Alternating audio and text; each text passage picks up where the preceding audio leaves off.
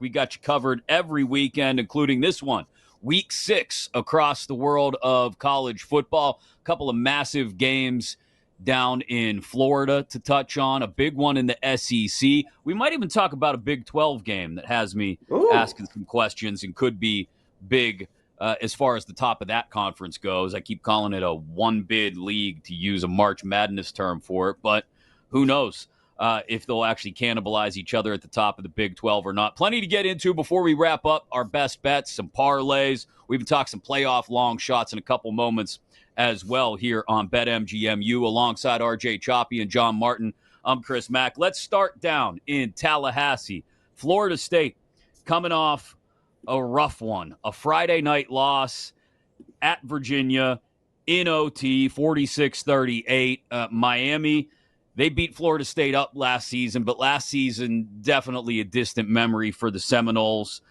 Miami, though, for what it's worth, hasn't won in Tallahassee since 2019.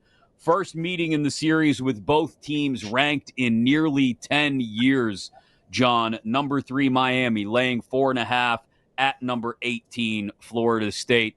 A chance for Florida State to prove maybe that opening win against Alabama wasn't a mirage, a chance for Miami to cement themselves at the top of the ACC as national title contenders. Yeah, I'm not really sure I would want to lay 4.5 here with Miami. And I watched that entire Florida game, and if the Florida offense wasn't so anemic, then that would have been a completely different game. It just would have. Like, Florida's defense played well enough to win that game. I like the under in this game. Miami plays really slow. Cristobal, by his nature, is a super conservative guy. And, I think Florida State's defense is going to meet the challenge this week. Carson Beck at times this year even when you think about that Notre Dame win, think about how many throws he made that he was just completely bailed out on by his receivers. Yeah. I think of 2 touchdowns as being bailed out by his receivers, which obviously changes that entire game if he's not. So I haven't been super impressed with Carson Beck this year, and I think this Florida State defense is going to be challenged this week. I don't know if they're going to win, but I do like the under. I think this is going to be a lower scoring game. Man, I know the juice is to the over. I'm with you on the under. I don't see this being a massively high-scoring game. I have no feel on it. I honestly don't, because Florida State at home, we have seen this year home crowds are like a great equalizer at times. Obviously, it doesn't play that way all the time. Didn't play that way, obviously, with Oregon and Penn State. Didn't play that way with Georgia, Alabama. But you've seen quarterbacks go on the road. Now, the difference is Carson Beck is not going to be scared by the Florida State crowd. Like, he has played in a million road games in big-time environments. But I don't have a great feel on either of these two. I don't know which Florida State team is going to show up, but I do think I'm with John. I think the under's in play. Yeah, I tend to lean the same direction as both of you. The under seems to make sense given pace of play and the way this thing will play out. And I think probably both teams kind of try to get a feel for each other early on. You're right, Choppy. Beck isn't going to be fazed by the crowd in this one. And I'm curious to see if this just becomes about which quarterback avoids making a big mistake late. Beck against Castellanos. I think that's what it boils down to. Castellanos was carrying those stones around in a wheelbarrow against Alabama. Does he similarly show out in this opportunity, or does Miami's defense force him into a mistake? That front seven, I think, can get in his kitchen and force him into one late. It's why I would lean Miami, but to your point, John, 4.5 just feels a little too heavy for this one. If you had me in the 3 range, I would play it, but I don't think we're getting back to that number by kickoff on Saturday night, so the under may be the play there. We touched on this one earlier, and it is massive for Living Pavia Loca. Number 16, Vanderbilt, going in to Tuscaloosa to visit number 10, Alabama. Bama laying 10.5. I think this could be a whole lot closer here, Choppy. Vanderbilt beat Alabama last year, granted in Nashville as 24.5-point dogs. Ty Simpson did seem to find some things last week in Athens. I'll grant you that. But how about this number for you, RJ? Vandy against the spread, as a road dog since the start of last season, 6-0. I will take Vandy and the 10.5 all day. We'll see if this number moves anymore before kickoff on Saturday afternoon. I feel like it might come down within the 10 because I think a lot of people are going to look at the Commodores here and say, yeah, 10.5. This thing's going to be a whole hell of a lot closer than that. Yep, I'm with you. I'm rolling 10.5. I mean, you got to give me Diego and 10.5. I'm going to take that. It would have to get. I think this line is a good 3.5 to 4 points off. I think this is closer to a 7. That I wouldn't take Bama, I don't think, unless it got to about 7. Other than that, I'm going to roll with Diego. Diego, he is the Johnny Football of NCAA right now. He's got that Johnny Manziel hoodoo voodoo. That's exactly what he has. He figures out ways to make things happen. Absolutely love him. I think Bama wins, but I'm taking the 10.5. I mean, it doesn't hurt that he's 36 years old on his 12th year of eligibility or whatever it is. But, John, this would be, if Vandy pulled off the upset and didn't just cover, pulled off the upset, it would be the first time the Tide had lost back-to-back games to Vanderbilt in 69 years. Nice. Is that a possibility? I mean, in the same way that, like, it's a possibility that the United States government confirms the existence of aliens this year. I mean, we're not far off. The chance exists. Is there a chance? But it's not a big one. I don't know if I'm allowed in Tuscaloosa after last week. I picked Georgia, very controversially, very bravely as the home favorite, and Alabama fans wore me out all week. I mean, they acted like I came in and took a piss on their state flag or something. I mean, it was really, and I appreciate the passion. I really do. I think it hurts Vandy that they're ranked, to be honest, because these are the games that Kalen DeBoer loses. I think Vandy should hide their ranking. I think they should try to put a black curtain over it or something and make everybody think they're not ranked, because those are the games that Kalen DeBoer is known for losing. It's not these. I think he'll have his team ready to go. Obviously, the loss last year. Vandy's not sneaking up on anybody. This Alabama team indeed does look real. I mean, going into Georgia and doing that, that can't be a fluke. So I do like Alabama in this one, and I would lean towards laying the 10.5 as well. But I'm only saying that mostly to get back in the good graces of the Alabama faithful. I was going to say that's just because you're persona non grata in Tuscaloosa. I'm pandering. I'm pandering. Really, the entire state, probably. I have to live in the Southeast, I have to travel through Alabama quite a bit. I don't want my face to be on a bounty or something like that. So, man, you're far enough west. You don't have to worry about them. I got to go to Florida though. I'm going to Disney and all that. Yeah, you got to go through Bama at some point. Yeah, and, just drive through Mississippi and then go west. You get a small sliver by Mobile. You'll be fine. You go around. Yeah, you get down to the Gulf Coast. It's not even like Alabama. They're always watching.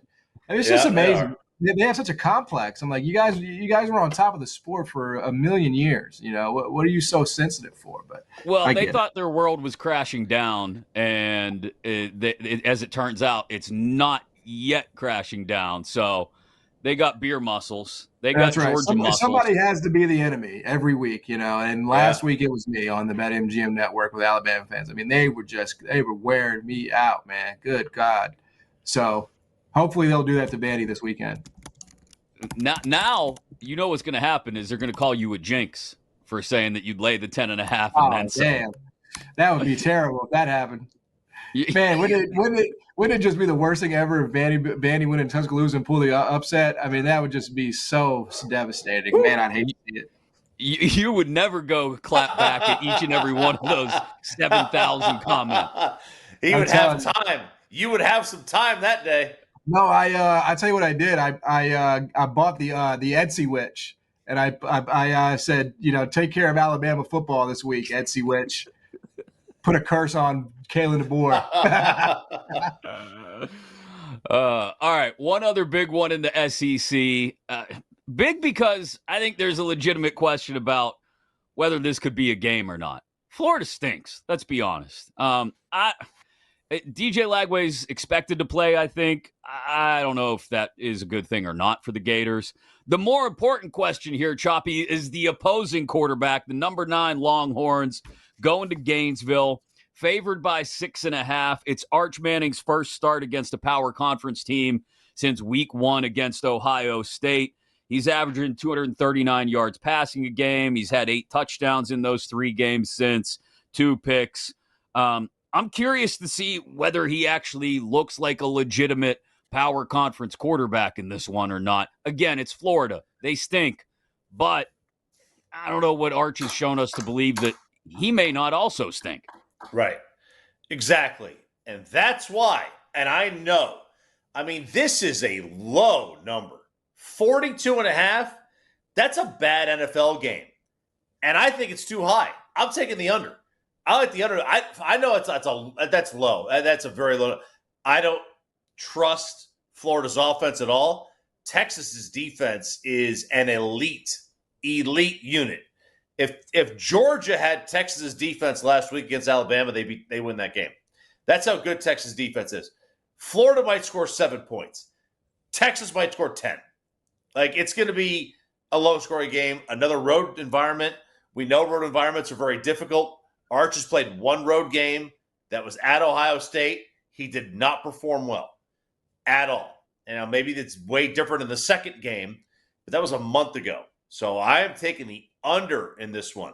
I've seen this thing as low as like 5.5 too, and I still don't trust it. I'm taking the under. John? I mean, I agree with everything Choppy said. I mean, I hate to just parrot that, but I mean, Arch has not looked like the guy I thought he would be at all this year. And we talked about that Florida defense against Miami. I mean, that's the one unit that is consistently showing up for Billy Napier. It's the only unit that's consistently showing up for Billy Napier is that defense. So I really do. I mean, I think this has the look of a really ugly game. I just don't know. I just don't know how the over gets there. I don't really know what that looks like because, I mean, Lagway's hurt. He's been in a boot. He hasn't, at any point looked like that's another guy, right? I'm talking about Arch. I expected big things from DJ Lagway this year, based on the end of the season he had in 2024, but he just doesn't look like that guy. They don't have that many playmakers, it feels like, on that offense. So rather than try to guess here on the spread, I'll just pay to see it. I mean, go become the greatest show on turf, Florida. Go do it. I mean, because I'll pay to see it. I don't think you can. So I'm going to take it's like RJ said, it's a crazy total, but I think it's absolutely justified. What would I make it? I don't know. I could see this being a 20-10 type of game. So I would play this down to probably 40.5. All right, one more game I want to touch on here before we move on to talking about some long shot playoff teams and giving people parlays and best bets. Explain this one to me. I know Iowa State has had a ton of injuries, especially in the secondary, right? They lose 2 key defensive backs with ACL tears in the last week. So maybe people are just looking at this and going, Brendan Sorsby is going to light them up for 500 yards and 5 touchdowns. But Cincinnati, 1.5 favorites at home against the number 14, 5-0 Iowa State Cyclones, Choppy. Am I missing something here? Because I'm about to jump on Iowa State money line. Yeah, look, the only thing I can think of as to why this spread is that it's a road game, right? And it must be at night, but it's not at night; it's at noon. So that doesn't make any sense there. It's got to be injury related, man, because otherwise this just kind of goes into the narrative of how disrespected Iowa State's been this year. And they are being punished because they're Iowa State. They're not sexy. There's no hype to them. Vegas doesn't love them. Nobody loves them. The only people that love them live in Ames. That's it. And there's like 11 of those people. So I like Iowa State here at 1.5. John? Yeah, I mean, look, Cincinnati's at home. Obviously, a big win for them last week. Brendan Sorsby gets on Fox. He tells Victor Cruz, "I didn't like you growing up. I was a Cowboys fan."